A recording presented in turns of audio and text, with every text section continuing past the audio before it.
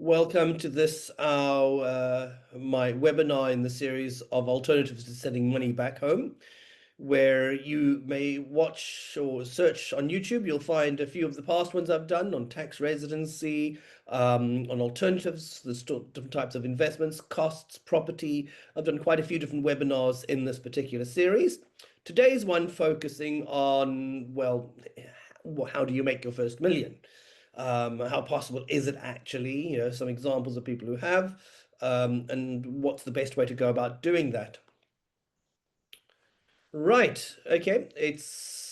I've given everyone 2 minutes. I will let anyone else that comes in later as well. Most people in from the waiting room. Glad to see such a wonderful turnout today again.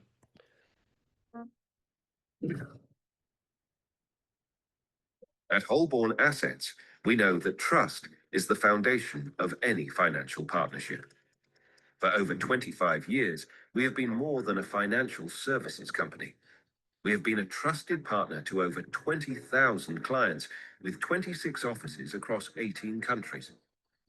Our dedication to our clients has earned us a 5-star rating on Trustpilot with over 2,000 glowing reviews.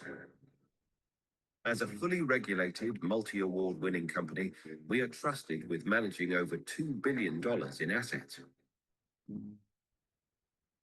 Our team of fully qualified advisors is committed to providing you with personalized, market-leading financial solutions.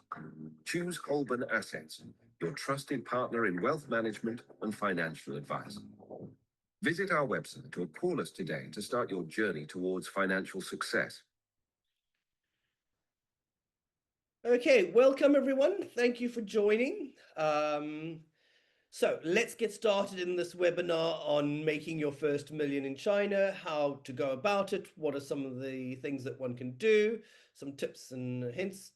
Now, please, before I start, do excuse the voice. I've been suffering terribly with either a head cold or flu. I never know what the difference is between the two of them. But yes, it's left me with a bit of a sore throat. So let's get started. I'm glad to see so many people have joined us today.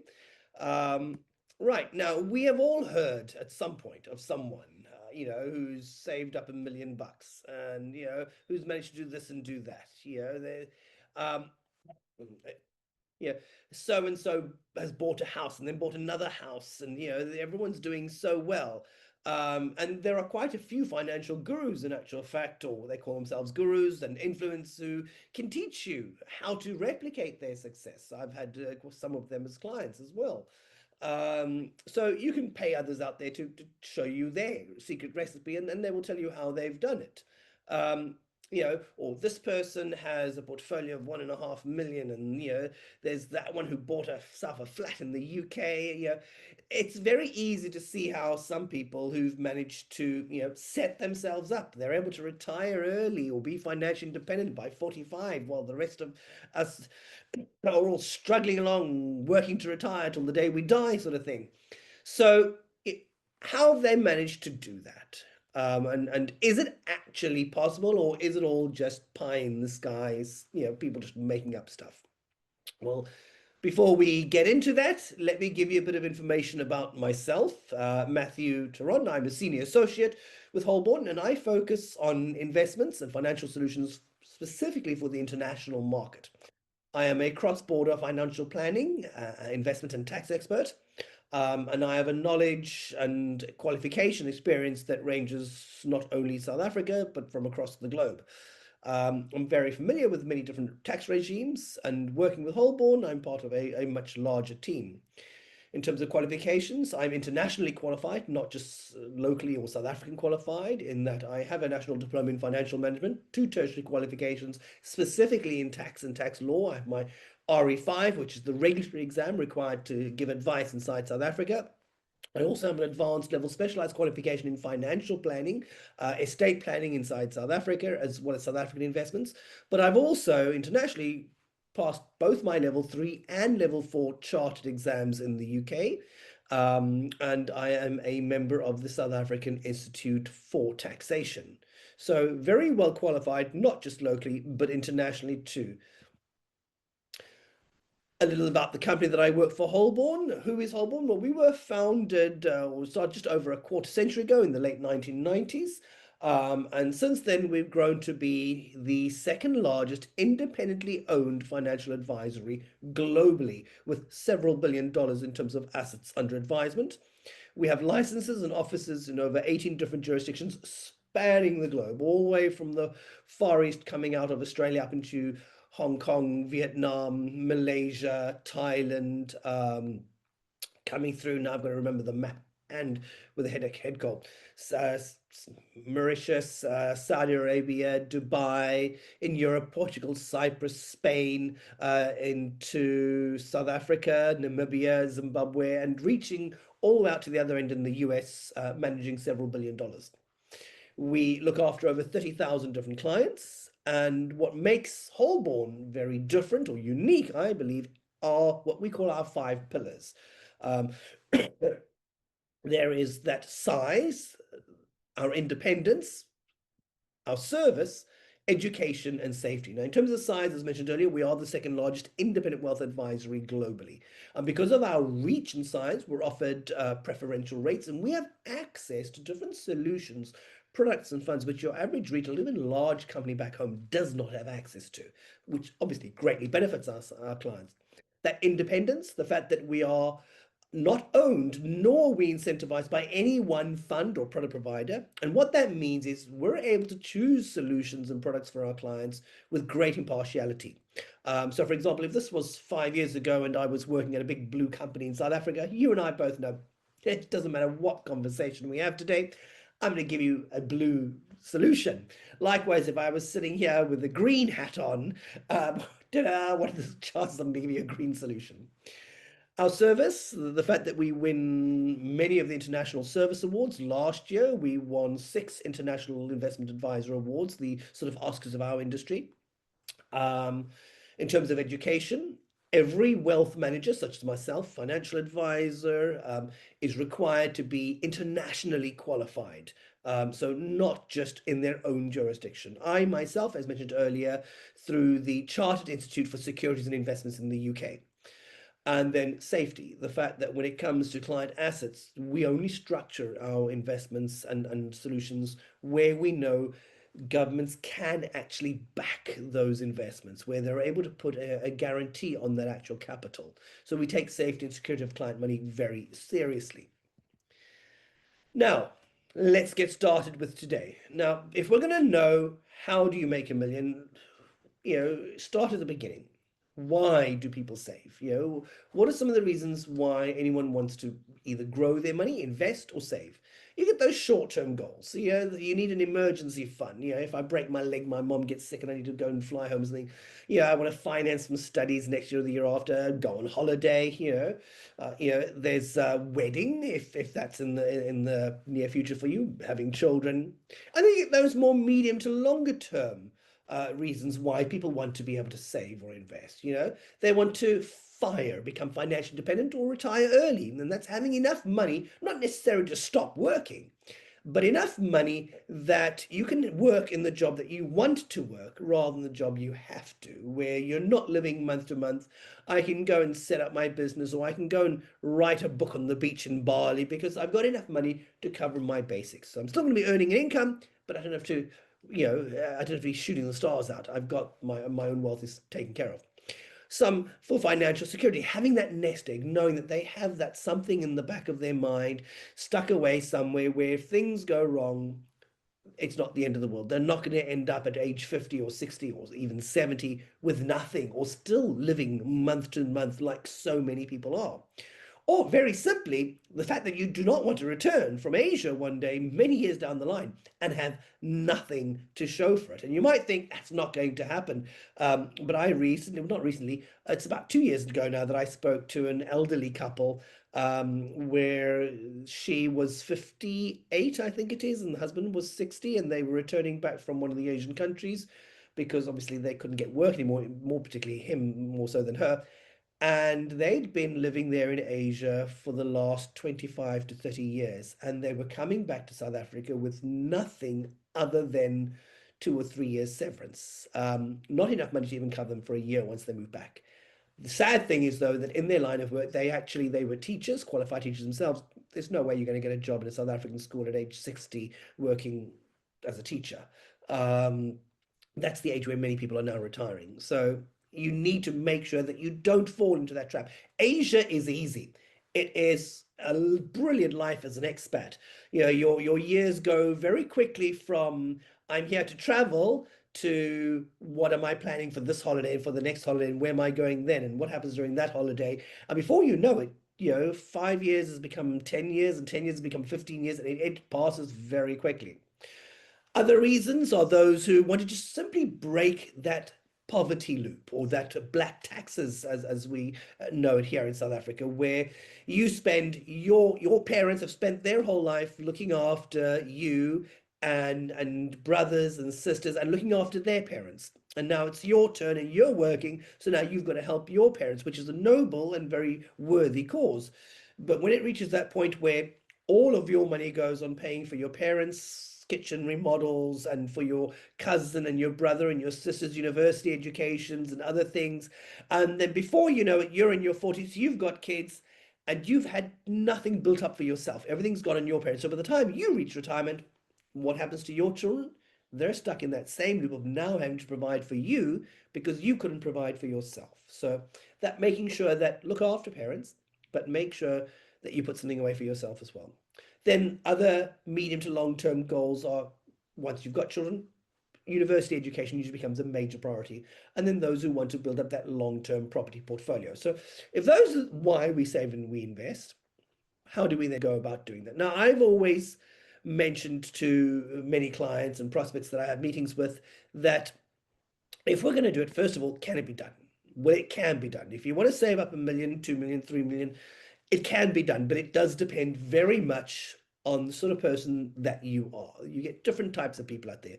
You get people who save and they know what they want to be able to achieve. They have a goal or they have a target in mind. They're motivated. They want to understand, and this is something that I see very much typically of many of those sorts of people. They want to understand their investments. They want to be regularly updated. They want to know what's happening. They want to understand the different types of investments, which one best suits them, and how do they get to their financial goals. When Trump suddenly does something like tariffs, they want to know how is it affecting my investments and my portfolio. For them, growing their wealth is important. Then you get those where, and I speak to many people on a regular basis, where they're saving, but there's no goal or there's no target in mind. They're just saving. And very often you can see this in the manner in which they grow their money. Often it's just in the bank. Very often in a bank abroad where it's not really earning any interest at all. And they get sidetracked very easily. Or it's in some kind of investment back home. They don't know what it is, but and they don't know how it's doing, but they know it's in something back home. And so they get sidetracked very easily, and it gets accessed, and I need a bit of money for this holiday, or I need that to help this family member or that friend, or I need a motorbike and I want to buy a motorbike. I've had that once or twice. So and then that very much determines if you're the sort of person where you can be motivated, and even if you're not able to be motivated, if you are the person that has problems with you like to spend money, but you want to be able to achieve something, then find a solution that is disciplined, um, rather than just I'll start this, start that, do this, do that, and spend it here, spend it there, because you're never going to reach those sort of targets. So can it be done? Yes, it can be done if you can motivate yourself. And if you don't have that motivation, if you can get a solution that is disciplined, that will help you to motivate yourself and deter you from spending your money. But if you are the sort of person where I don't know what I'm saving towards or why I'm even saving, it's more, a case of it's very unlikely that you will actually be able to do that. So one thing I like to tell clients, as mentioned earlier, is that think of wealth as a journey. This is the easiest way I found to explain it. If you're going to go on a holiday, you need to know where are you going? What is the actual destination? When are you going? Are you going now, next year, the year after? You need to know what kind of transport you're going to use for that particular journey. You're not going to go from London to New York in a car. You could go by boat. or you could take an aeroplane. Which one is going to be best for you? Which one is the most affordable for you? Which one suits your goals and when you want to be able to do it and the time frame that you have? And then there's the cost, because you could go by boat or by aeroplane, but are you going to go economy or are you going to go first class? Is it necessary to go first class when economy will do? Or are there requirements that you specifically need where you're only going to be able to get that in first class and economy won't be able to do that for you? Growing your wealth or saving, investing, essentially follows a similar principle. That's the easiest way I found to get clients to relate to that. Where? Well, what is the goal? Why are you saving? And I find very often for me when it comes to clients is helping clients figure out what is that goal. Someone coming to me and saying, I want to save X amount. Well, why? What is it you want to save for? Because if I know what you want to save towards, and I can help you figure out what you want to save towards, then I can help you figure out well, when do you need to reach that goal by? Is it within 5 years, within 3 years? Is it in 10 years or 15 years? Or is there a specific age that you want to reach that?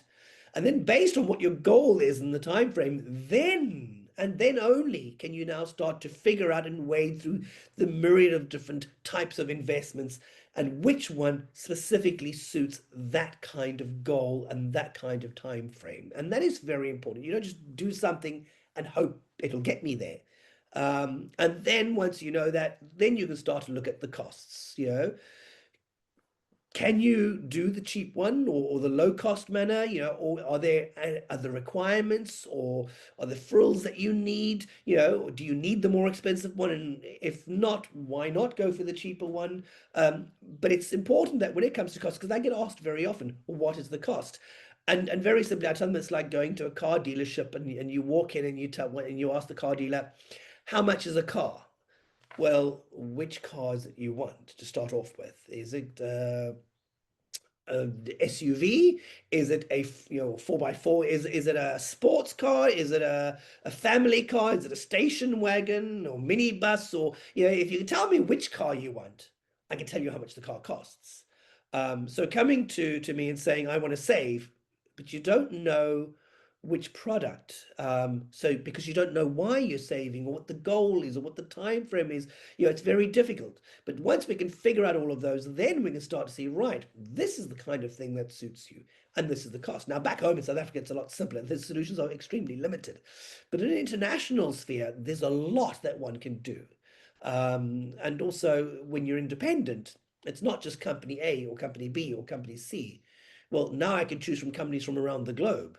And all of them have different ways of costing or charging fees. They have different types of products with different types of advantages and disadvantages, pros and cons, and figuring out which one is best for you. Then we can narrow that down to, well, now these are the ones, these are the costs, we can compare them and which one is best for you. So now that we've got that out of the way, something that's very important, if you're going to try and make a million, something everyone needs to know is there's a rule of thumb called the rule of 7 and 72, otherwise known as the rule of 7 and 10. Very, very simply, what that means is if you get your money to grow at 7%, it'll double every 10 years. So if you've got 500,000 now and it grows at 7%, you know then that in 10 years' time you'll have 1 million. It's as simple as that. But if you've got 500,000 now and you get it to grow at 10%, well, it'll double in 7 years, and so forth and so forth. So if we look at that, if your money's growing at 5%, it'll take you 14 years to double your money. If it grows at 10%, it'll take you 7 years. If you grow it at 7%, it'll take you 10 years. So that gives you an idea of where I want to be, what kind of growth do I need to be able to get in terms of my money. Now, with that out of the way, there are three things. So you want your money to double in value as often as possible. You want to make your money grow as quickly as possible. And the more you can get it to double, well, the faster you get it to double, the more money you'll have at a sooner rate. But there are three things inherently, no matter what you're doing, that are pulling you back. So while you're trying to run that race and get ahead, you've got someone who's got a rope tied to you and it's pulling you back every time you try and go forward. I like to refer to those as the three deadly shins. Why? Because the first one, if we look at it, let's say you've got an investment and it's growing at 10%. So just to keep the numbers simple, So you know my 500,000 will double to 1 million in 7 years. Or my 100,000 will double to 200,000 in 7 years because it's growing at 10%. So that's the target. We want to get there within 7 years. The problem is, though, that in most cases, you're going to lose 20% to taxation. So instead of getting 10%, it's now going to be 10% minus 2. And I'll go through that into more detail in a moment. You're now going to lose another 6% to inflation. So now your 10% is whittled down to, well, I'm only growing at 2%. And if you're only growing at 2%, it's going to take you a lot longer than 10 or 15 or 20 years to double your money. And then you're also, if you're like most South Africans living abroad, well, you're going to send your money back home and do it in rands. So now you're going to be losing on average another 7% to rand depreciation.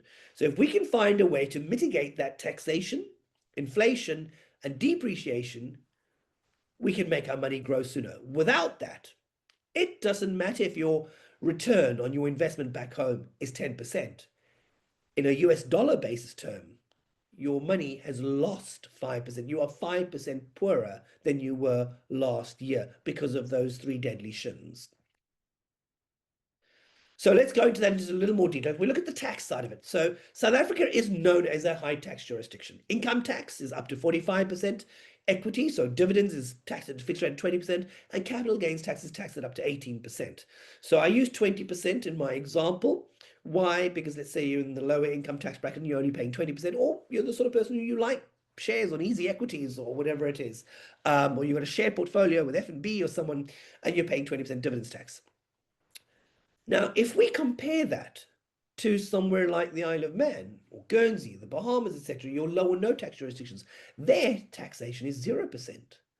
So if we can take that first block, that 10 minus 2, well, 10 minus 0 is still 10. So immediately our money's going to double sooner. Now, how can we make that money grow at 0% inside South Africa instead of having to set something up abroad? Well, you could use a retirement fund or pension fund, or you could use a tax-free savings or tax-free investment, as it's now referred to. And those would be significantly better. Any financial advisor out there, any bank, any website, investment company, they will all tell you how brilliant tax-free savings or tax-free investments are. Why? Because then instead of growing at only 8, 10 minus 2, you are actually growing at the 10. So your money doubles faster. The problem, though, in South Africa is that retirement funds must be taxed at income. And if you look at those three numbers above, which is the most expensive? Capital gains, equity, or income? Income tax is the most expensive form. So that would be taking money that you're earning abroad, sending it back to South Africa, and putting it in something where it's in the most expensive form of tax.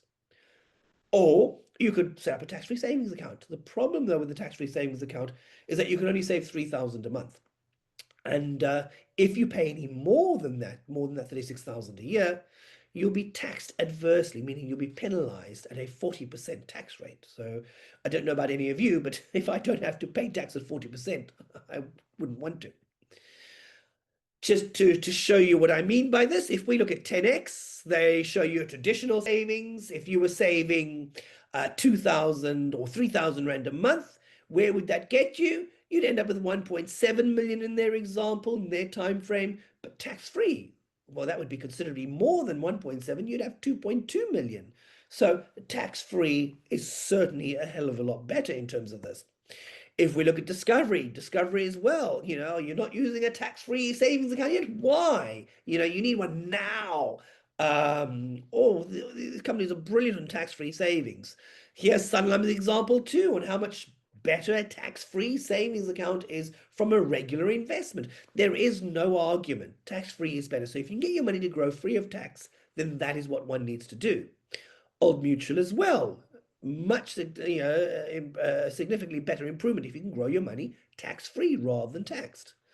But you do need to remember, and here's one from ABSA, that warning that any contribution made over and above the 36,000 a year will attract a 40% penalty payable to SARS. So you can't save more than 3,000 rand a month or 36,000 in a year. And obviously, you're not going to get up to 1 million in the next 5 or even 10 years, saving only 3,000 rand. Alan Gray as well, them saying that obviously that if you are not in a higher tax bracket, that it may not be suitable for you. Um, so you need to make sure that that tax-free savings account is the right solution for you, because if you're not and you're wrong and you go above that 3,000, you will end up with a tax penalty. So if we look at that taxation, let's say we can manage to get your money to grow somewhere abroad, like in the Isle of Man or in the Bahamas or in Guernsey or one of these other low or no tax jurisdictions. Well, now if we can take out that negative 2%, we still have inflation and rand depreciation, meaning your 10% growth is still, in a dollar term, you're losing 3% every year. You're 3% poorer than you were last year. So how do we get that number better? Well, let's look at that inflation side of it. Very simply, if we look at how much inflation has gone up over the last year from 2024 to 2025, South Africa is the 108th highest ranked inflation on the globe. Our average long-term CPI or consumer price index, so what the government calls inflation, averages 7%. Last year, as you can see in the number in red, was only 4.4%. And this is where so many people will argue with you how. If you asked anyone back home what is inflation, I guarantee you no one's going to tell you it was only 4%. Most are going to tell you it really feels like 12 to 15%. Why? Because that's what we call real feel or trueflation on the left, as you can see what the Americans call it. Now, looking at CPI at 4.4%, if you look at that, fruit and nuts went up over 25% last year. Vegetables went up over 20%. Meat went up just over 8%. Now, I don't know if you take your meat, your vegetables, and your fruits, I'm not quite sure what anyone's eating if their prices only went up at only 4%. To look at that in a little more detail. Oh, so why is CPI different to what we feel is inflation? It depends on what you consider inflation. What do you put in your basket of goods? Now, the government or South African government has certain things that they put in a basket and they say, right, this is what the average person buys, and this is how much those things went up.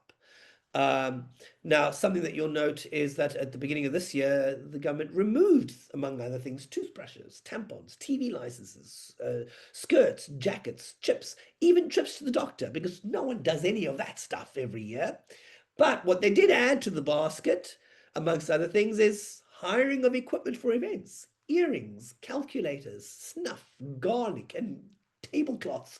Now, I don't know about most of you, but I've never used snuff. I know people still use that. Also, when was the last time you went and bought a calculator? And do you buy a calculator every month? Probably not. But you have to pay your TV license every year. You have to. I'm assuming most of you brush your teeth. And when you're sick, you have to go to the doctor. Those are things you do every year. So that's why there's that difference between what the government calls inflation and what we feel as inflation. Now, this is just some individual things that went up last year to give you that idea. Beetroot went up over 70%. Steak or beef steak went up just under 29%. If we look at stewing beef, it went up over 30%. These are some of the biggest costs that went up last year. So to say that, the average was 4% is a bit of a long stretch. Again, how did you get that? Based on what did you put in your basket and what did you take out of your basket? Now, so let's say we can set up your investments and your savings somewhere where you're not going to pay tax. And somewhere where it's in a lower inflation jurisdiction, somewhere like the what we call those Goldilocks economies, the UK, the US, where it's not too high, but it's also not too low. It means that if we can wipe out that -2 and that -6, well, suddenly at least we're in the positive. We're growing at 3%. Yes, our return is 10, but we're effectively only getting 3% growth. So at least we're not poorer than we were last year. We've gained a little bit. So let's look at the currency side of it then, that last deadly shin. Now, here's a graph of the rand against the dollar over the long term, going all the way back to 1980. And there you can see I've mapped it out to various presidents just to prove that point, that it's not just a post 1994 thing. It's been going on for much longer than that. And Yes, changes in presidencies have an effect, but usually those effects are very short term, because there's a lot more to currency than just who is in office. It's a much bigger, there are many more things that affect it from a macro and a microeconomic level.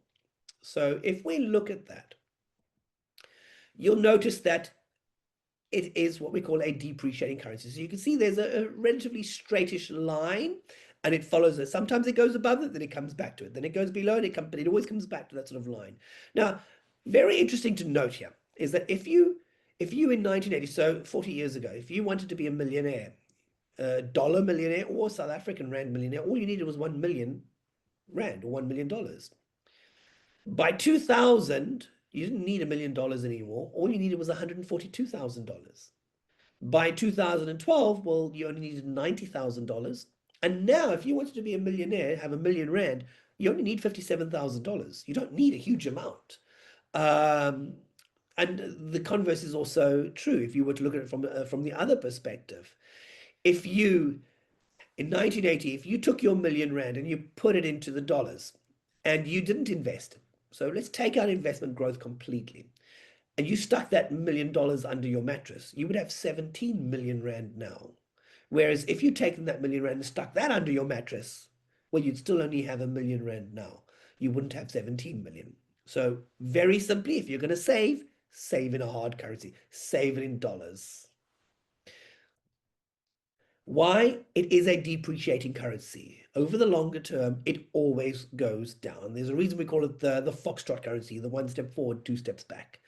And you can see it goes up, it goes down, it goes up, it goes down, it goes up, it goes down. But on average, over the longer term, it's down.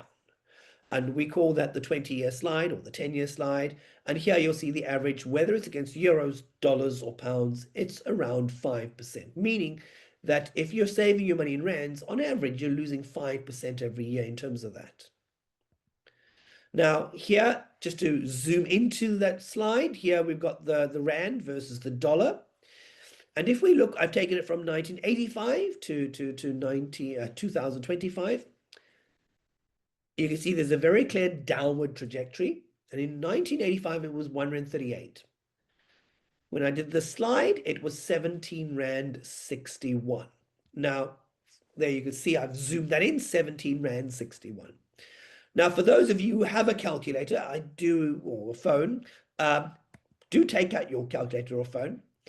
And if you typed in the following, 1.38, so 138, plus 1,176.5%, then clicked equals, you'd get to the 17 Rand. That is, to be very clear, 1,176.5%. And I ask almost every person this. Imagine now we're having coffee in a Starbucks or Cafe Bene somewhere, and I say, brilliant investment, It doesn't matter whether it's property, stocks, or whatever it is. I have this brilliant investment for you, and you're only going to lose approximately 1,176% over the next 30 to 40 years. Would you still buy it? I've never had anyone say yes. Everyone says no. And then you ask them, well, what are you doing now? That's what they're doing. They're taking their money that they're earning abroad and sending it to South Africa and investing it in rands. So let's have a look at that then if we bring those three deadly shins. So can it be done? Yes, it can be done, but do it in dollars. Now here, if we look again, and I just took the S&P 500, the typical American benchmark versus the South African benchmark, which is the Johannesburg Stock Exchange All Share. Now, if you took 100 Rand in 2015, so let's just go for a shorter period of time now, to 2015. You take $100 and you invest in the blue, which is the S&P 500, or you put it into the red, which is the Johannesburg Stock Exchange. In 2015, the rand was 13 Rand 45. So for your $100, you would have gotten $7. That $7 in that blue line would have grown to $24. And that $24 at the current exchange rate would have given you 433 Rand. So your $100 over the last 10 years would have grown to $433. However, had you put your money into that red line, well, your 100 bucks from 2015 would only be 204 Rand now. Which would you rather have? An investment that grew to 400 bucks or an investment that just simply grew to 200 bucks? Most people will go and say, oh, I like the blue, I like the blue. But what do? They go and they take the red. Again, this is where not knowing what you have, what you wanted to do, where you're going, figuring out what is the best type of solution for you.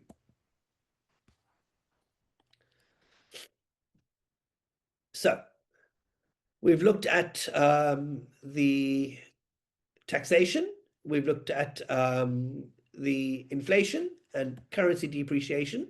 So if we can take out that currency depreciation as well by doing it directly in dollars or pounds or euros, it means then that that 10% growth that you've got is actually 10% growth.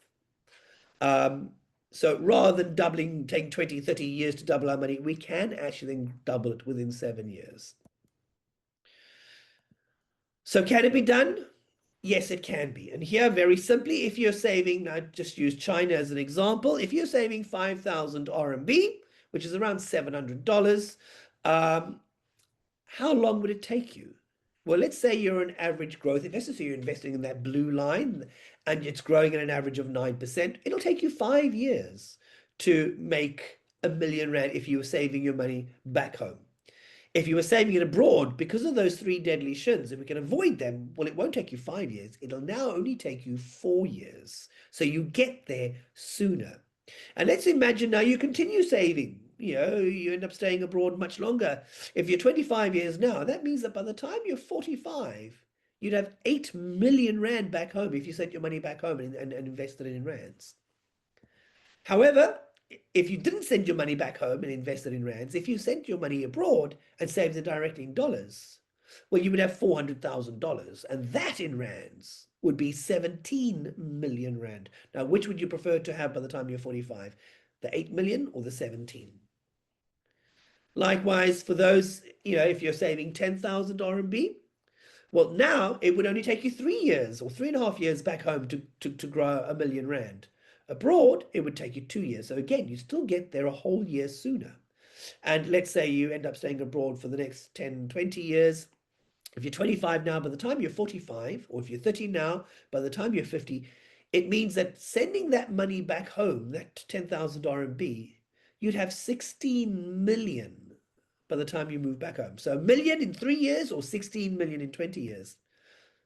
Keeping that money abroad, though, well, you'd have $800,000, and that $800,000 is 35 million. So the numbers become staggering just by keeping your money abroad.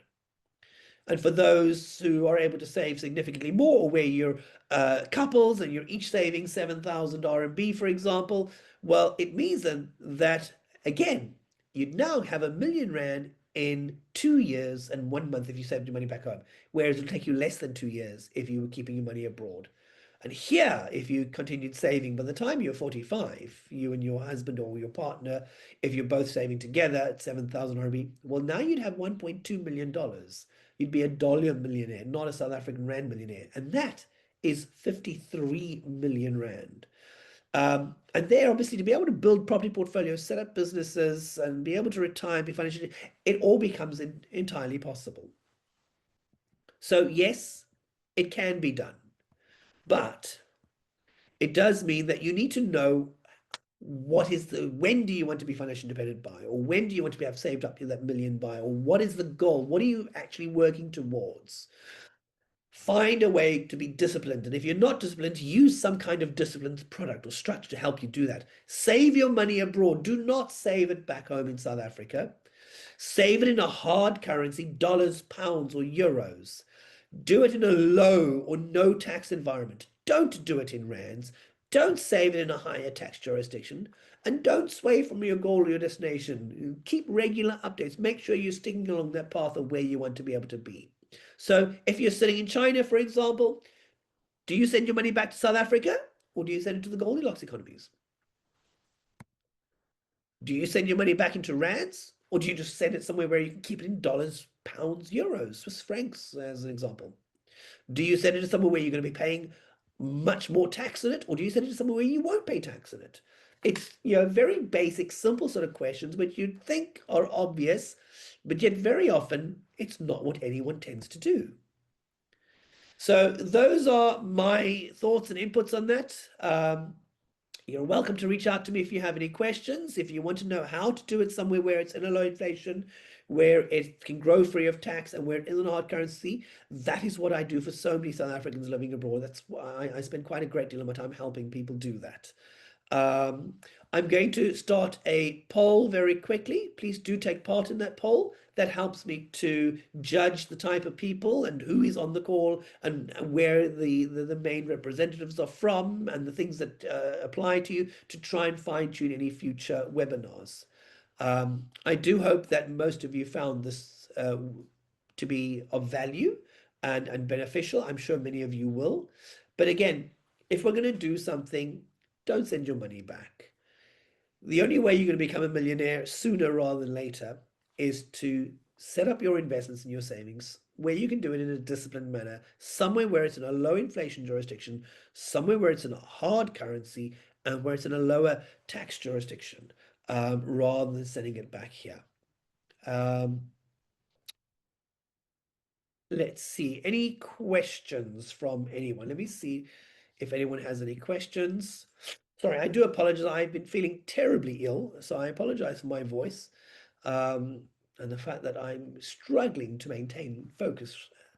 Let me see, where's the Q&A? I know there is a Q&A section. Okay. Right, it seems either I've been brilliant or that there've not been many questions at all. I'm not going to go into specifics in terms of tax questions because this is not a tax webinar. This is more just a general on can you actually save 1 million and what are the best ways to get you there and can you, what are the things needed to be able to do that? And very simply, the things needed to do that is don't do it back home. Speak to someone like myself and get it set up abroad.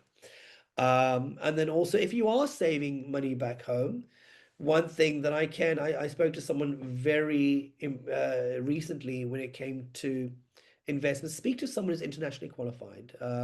I spoke to someone this very week who I spoke to a year before, and she set up her investments through a local South African financial advisor, someone who, in her words, has had a long journey with her, and he and their special investment team set up the investments for her. And when I spoke to her this year again, turns out she had an endowment policy. Now, I don't know if any of you know much about investments or not, but endowment policies are taxed according to a very different approach, the five funds approach. So, where she is earning income that is exempt in South Africa and where she's paying tax at only 3% in a native country, she's now paying tax at a fixed rate of 30% on any income that grows.